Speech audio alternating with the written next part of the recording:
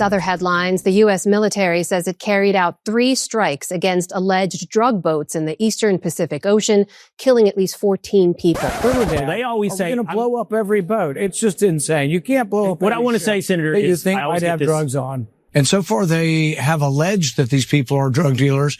No one said their name. No one said what evidence. No one said whether they're armed. And we've had no evidence presented. So at this point, I would call them extrajudicial killings. Oh, that's gotta hurt. So yeah, that is Republican Rand Paul and Democrat Tim Kaine demonstrating a unified front against one man and his, as the Republican of those two described it, quote, extrajudicial killings. In recent development, U.S. military forces struck another vessel in the Eastern Pacific Ocean that the administration alleges was carrying illicit drugs.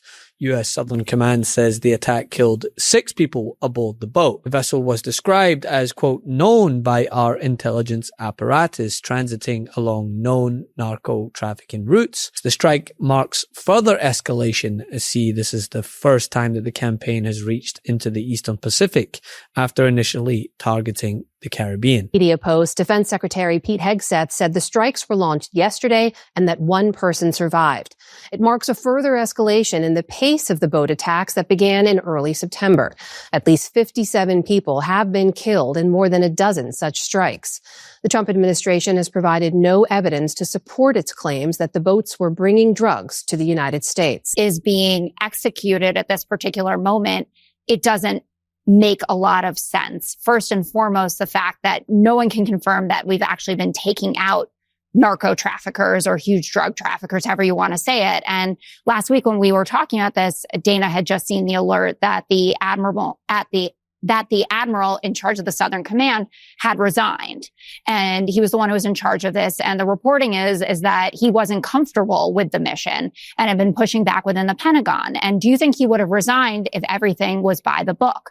So we have 32 people that have been killed so far, 7 individual strikes. We know that the Colombian president is alleging at least that an innocent fisherman was murdered. We know that there's a family from Trinidad who's saying that a member of their family was killed. And then it is really important that we have repatriated 2 people, 1 to Colombia, 1 to Ecuador, because that indicates that we don't have any evidence to prosecute them, that we didn't know who these guys were.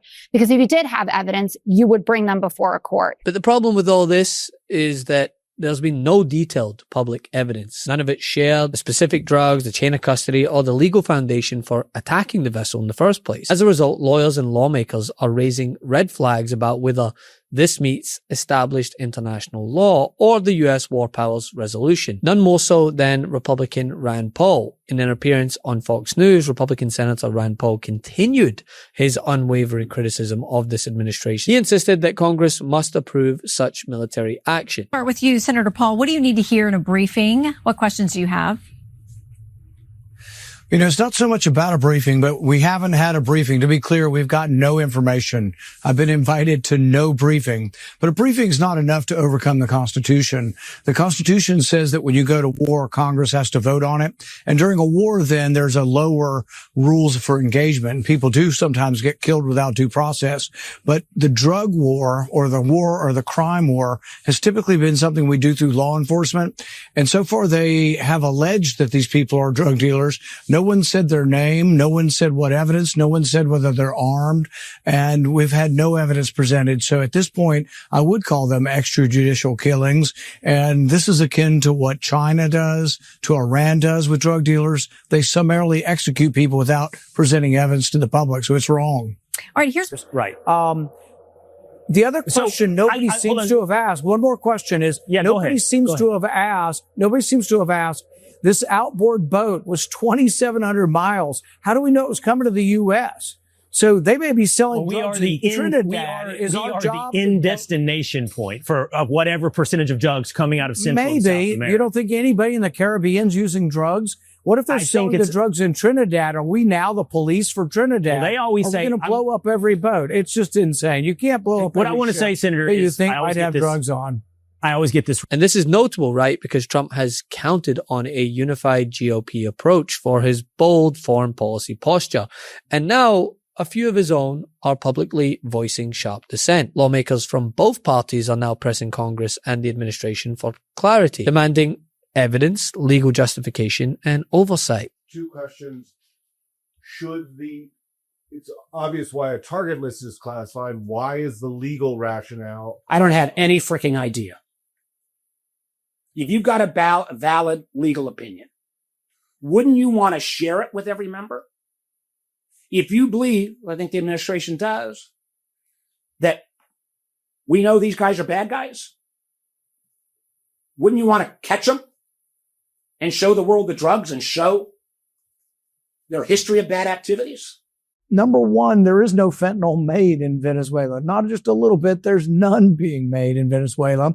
These are outboard boats that, in order for them to get to Miami, would have to stop and refuel 20 times. They're in all likely going to Trinidad and Tobago, which is an island right off of the coast of Venezuela. So there's a lot of reasons to be worried about this. But number one is the broader principle of when can you kill people indiscriminately? When you're at war. That's why when we declare war, it's supposed to be done by Congress. It's supposed to be thoughtful. It's supposed to be debated. And we're not supposed to do it willy-nilly. And then when you have war, you just kill people in the war zone. And even then there are rules of engagement. But interdicting drugs has always been a criminal activity and a criminal anti-crime sort of activity where we don't just summarily execute people. We actually present evidence and convict them. They are questioning whether the White House is operating outside the traditional constraints of war powers. And this accompanied by Fox News granting their airwaves to this kind of bipartisan concern. Well, it signals a deeper erosion of support than Trump likely anticipated. And well, erosion of support seems to be the flavor of the month, especially when you look at his recent poll numbers. Trump projects strength, right? But the polls tell a different story. Because of more expensive fuel and tariff-impacted goods. So let's take a little look at this with Harry Anton to run the numbers on how Americans feel about a little check-in on how Donald Trump is handling the economy so far. How's he doing? Yeah, my mama was a doctor, and I think she'd look at these numbers and say that Donald Trump's doing absolutely awful in the minds of the American people. What are we talking about? We're talking about new lows for Donald Trump. He's hit new lows for himself. Trump's economic net approval rating hits lows with these pollsters. CNBC, look at this. Down now, minus 13 points on the net approval rating on the economy. You come to this side of the screen, it's minus 19 points among Quinnipiac. And keep in mind, we're talking about hitting record lows for Donald Trump in either his first term, which of course ended back in 2021, or his second term, which is ongoing right now. The bottom line is Donald Trump is at the lowest point ever in either of his terms. But compare it to presidents historically. Yeah, let's take a look at this.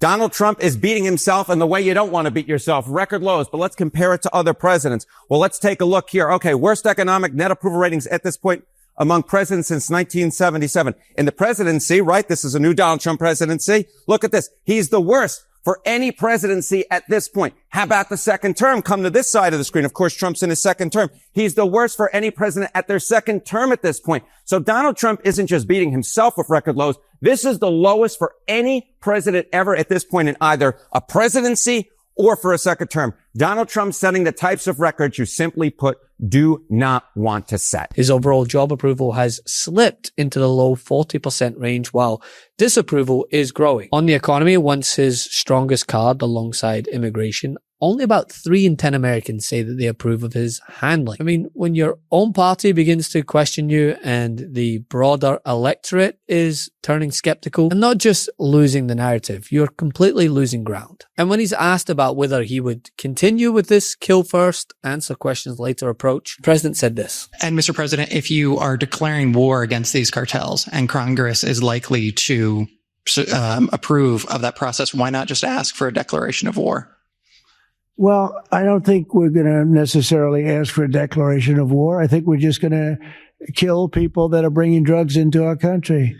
Okay? We're going to kill them. You know, they're going to be like dead. Okay. Yeah. Love this video? Support independent media and unlock exclusive content, ad-free videos, and custom emojis by becoming a paid member of our YouTube channel today. You can also gift memberships to others. Let's keep growing together.